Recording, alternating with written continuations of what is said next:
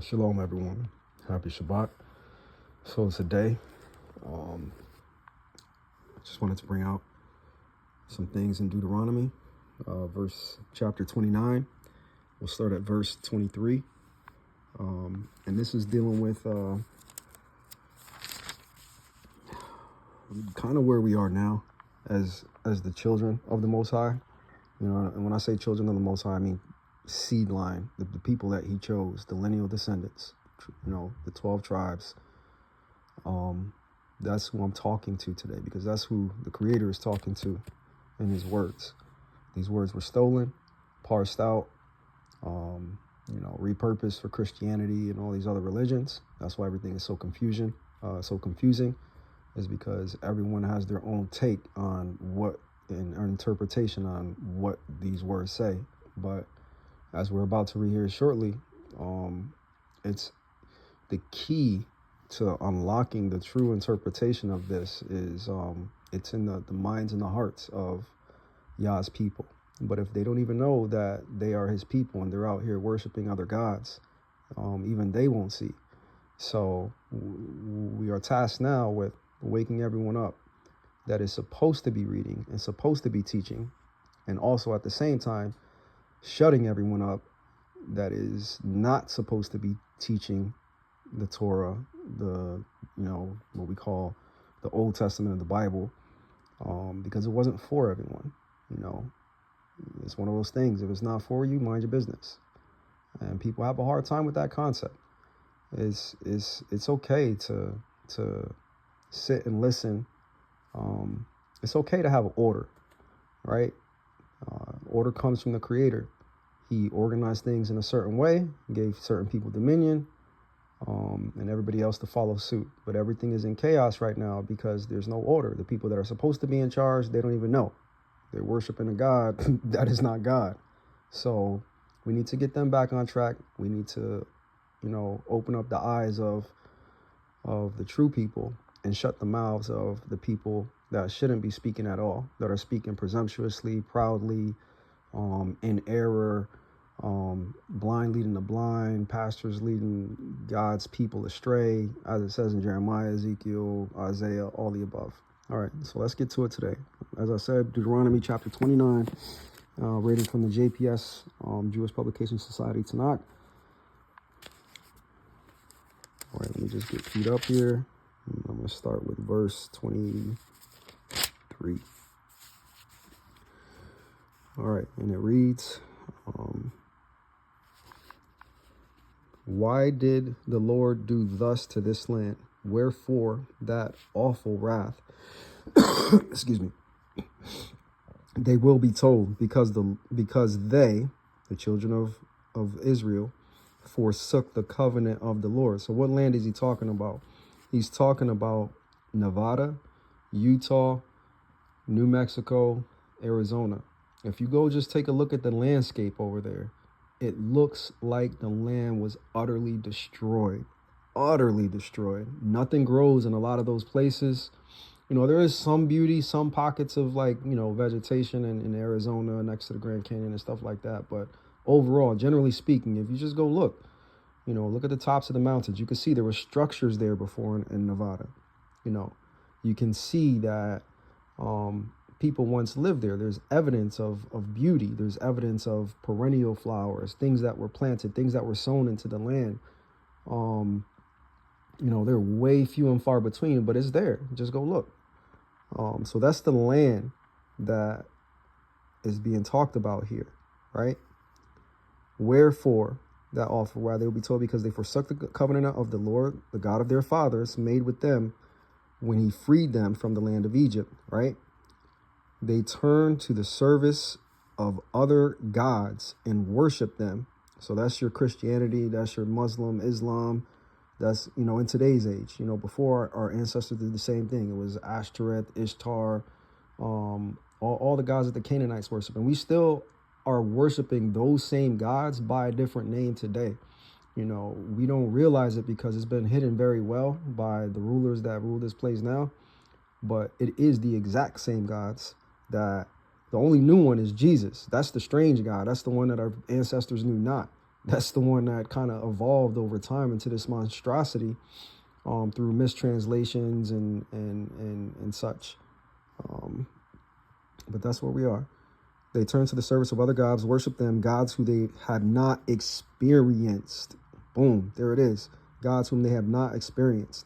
So when Ahiah came down and gave us that experience on Mount Horeb and Mount Sinai, the thundering of the clouds, the lightning, the fire, the ice, the ash, the hail, the rainbow, the darkness, the everything, it was a true experience,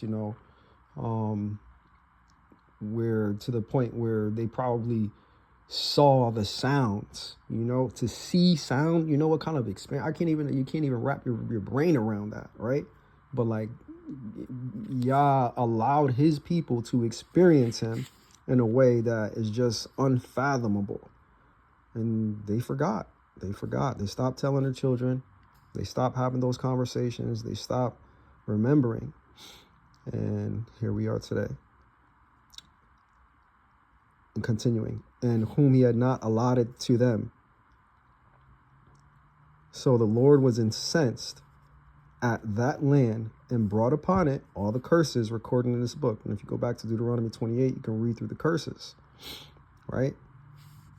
The Lord uprooted them from their soil in anger, fury, and great wrath, and cast them into another land, as is still the case. So he uprooted them from our soil. Our soil, the soil of Yah's chosen people, is, again, that region. That big giant heart that's shaped like mountain ranges on the map in the West Coast. Go look at it. Just go look. It's right there for anyone to see. That is the promised land. That is the land that's being talked about. That's the soil that we were uprooted from. We were brought off of that land to the east coast of the United States. And a lot of us fled. We hopped on boats ourselves. We were not taken. We hopped on boats ourselves. We went to Africa, to the West Coast, to Nigeria, to all those places. That's why they're attacking those places right now, right? Because they know exactly who we are. It's not hidden. They know who we are. We are the ones that don't know who we are. But yeah, so we came off of our land. We got kicked off of our land. And the Trail of Tears was us. It was us coming from the west to the east, up to Chicago, up to Babylon, which is, the New York, Connecticut, what we call the tri-state region, New Jersey, all that stuff. That's where we are today, right? And this happened over the last 500 years, 490 weeks, as spoken in Daniel. And we're about to be redeemed. We're about to be, set free once again. We just got to be obedient. We got to get this right. Concealed acts concern the Lord our God, but with overt acts, it is for us and our children to ever apply all the provisions of this teaching. So all the hidden things belong to the Creator. But once they're revealed to us, we can go ahead and spread this word. We can spread this message. This is not my opinion. This is years of study, of dedication, of sacrifice, of reading book after book, looking at video after video, chapter after chapter in the word, in the scriptures. It sounds like an opinion because maybe I'm not giving sources, but it's not my job to give sources. You guys go look this stuff up. I had to go do all this work and transform myself, and it's the same thing for everybody. The meat of finding the Creator is in the journey. It's not in the answer. I'll give you the answer, but it's no good to you if you don't have the character and fortitude and all the things that come through going through that journey yourself. So me giving you what you think is an opinion of saying Nevada is the Holy Land and Great Basin National Park is Jerusalem, which is both true, is for you guys to go validate that claim now, right? I gave you the answer. Now just go look, go reverse engineer it, go look it up, right? And this is knowable things. It says it right here, right? And once it's revealed to us, we get to know it. So go know it. There's no excuses anymore. We got internet, we got this, we got that. It's just about choices. We all choose to go on Facebook, go on Instagram, go to work, go to the movies, go bowling. We choose to distract ourselves at this point. But it doesn't have to be like that. If somebody's out here trying to help you guys, trying to point everybody in the right direction, you can lead a horse to water, but you can't force it to drink. So here's your water. It's up to you guys to drink it. It's up to you guys to figure out,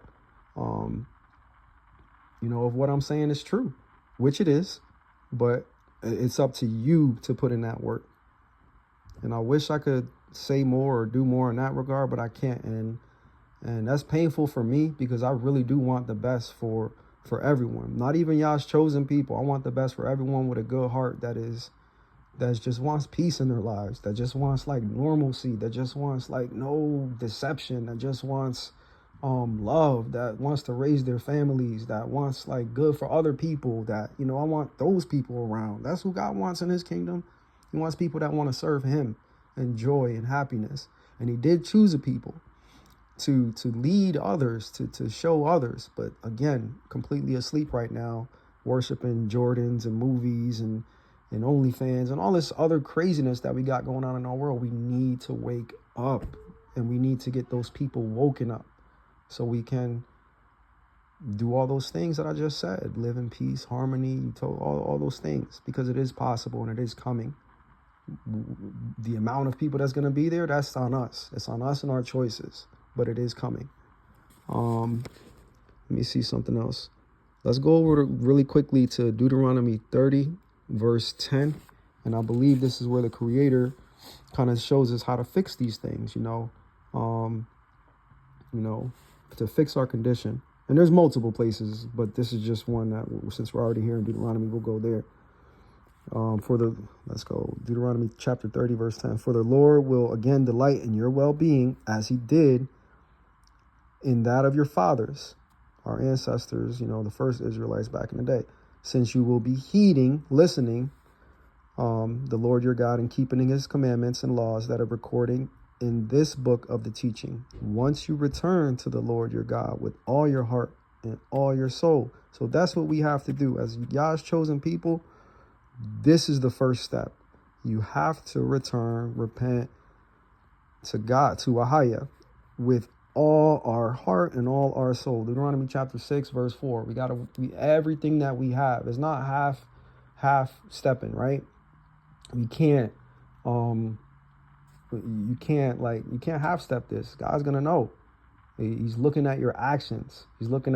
Because your actions come from your heart, It's whatever is in your heart is going to come out in what you do on a day-to-day basis. You might not get it right every day, and that's okay. Like, we all struggle. We're living in Egypt. We're living in Babylon. We're born into this stuff, and we don't even know.